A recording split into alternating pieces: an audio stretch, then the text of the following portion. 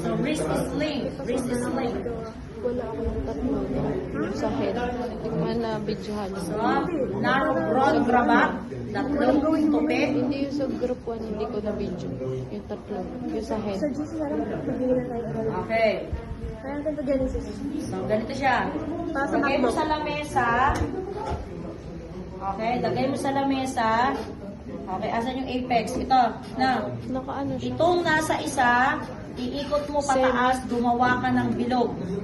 Yan. Etong sa kabila, sa baba mo naman iikot. Yung isa sa taas, yung isa sa baba. Ayan. O, 8, no? Infinity. Okay, so hawakan mo to. Igaganon mo. Ipapasok mo yung kamay niya. Papasok mo yung kamay niya. Ring band. Okay. Hihilahin mo. Yan. Tapos 90-degree angle kasi wrist.